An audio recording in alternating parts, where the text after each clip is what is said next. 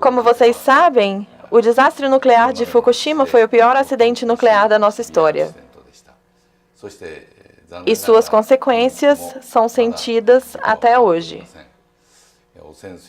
As substâncias radioativas estão dispersas sob a forma de água contaminada. Antes de 11 de março, eu acreditava que um acidente tão severo nunca aconteceria no Japão. Que os padrões de tecnologia eram tão altos que isso não seria possível. E, como primeiro-ministro, eu continuei com o uso da energia nuclear baseado nessa crença.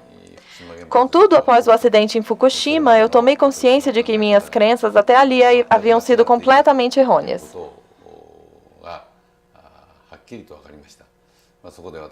Eu mudei o meu modo de pensar 180 graus. Até hoje, mais de 100 mil pessoas ainda vivem evacuadas. Se o acidente tivesse alcançado um raio de 250 quilômetros da usina nuclear, teríamos tido que evacuar 50 milhões de pessoas, 40% da população do Japão, incluindo a capital, Tóquio. Não somente por alguns dias, mas por muitas décadas.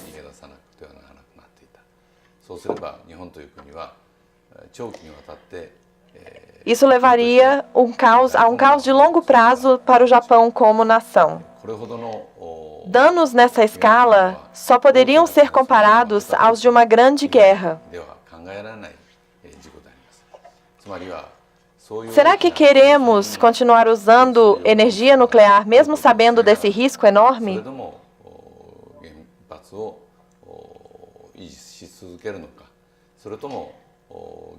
Ou deveríamos parar e mudar para outras formas de energia? Isso deve ser uma pergunta feita por cada habitante deste planeta.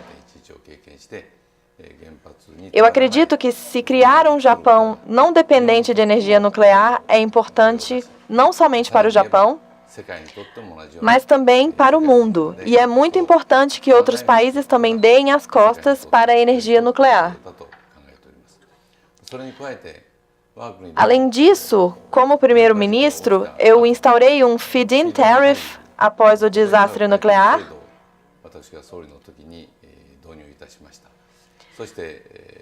Nos 4 anos seguintes, o volume de energia renovável, especialmente a solar, cresceu rapidamente.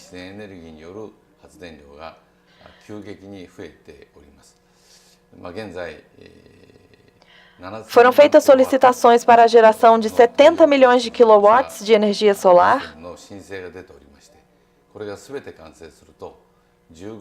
Se completas, essas fontes de energia renovável produzirão o equivalente a 15 reatores nucleares.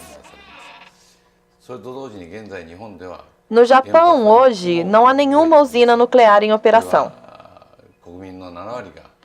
A oposição de 70% da população impediu o recomeço da produção nuclear.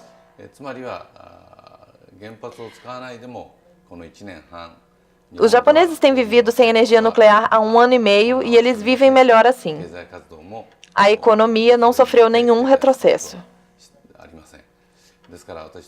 Assim, eu e muitas pessoas esperamos que possamos continuar não somente não usando a energia nuclear, como também migrar para fontes de energia renovável o quanto antes. Será necessário, por um período, usar mais petróleo e gás natural do que antes. Contudo, eu acredito que seja possível, entre 5 a 10 anos, gerar um volume de eletricidade equivalente ao da produção nuclear. E que, no futuro, nós possamos gerar energia suficiente sem o uso de combustíveis fósseis.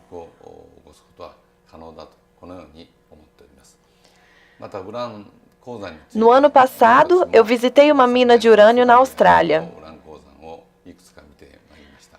A dependência a urânio é ligada ao fato dele ser material de armas nucleares. Ele também tem potencial de causar um dano significativo, assim como as usinas nucleares.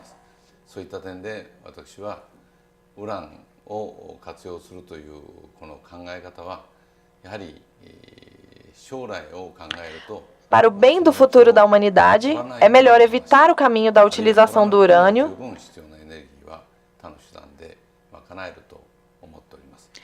para que nós possamos produzir energia de outras maneiras. Mesmo que a Austrália suporte a exploração das minas de urânio, acredito que devíamos abandonar essa ideia e que o mundo inteiro deveria se abster de produzir energia através do urânio. Quando o urânio queima, ele cria o plutônio. Ainda não se sabe se o plutônio é um material que pode coexistir com a humanidade, já que nós temos somente 70 anos de experiência em matéria de usinas nucleares.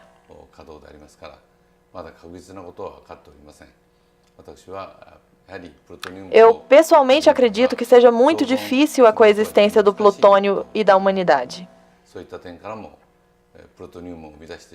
Logo, acredito que deveríamos mundialmente acabar com o uso do urânio que gera o plutônio. Eu então termino a minha mensagem com essa esperança.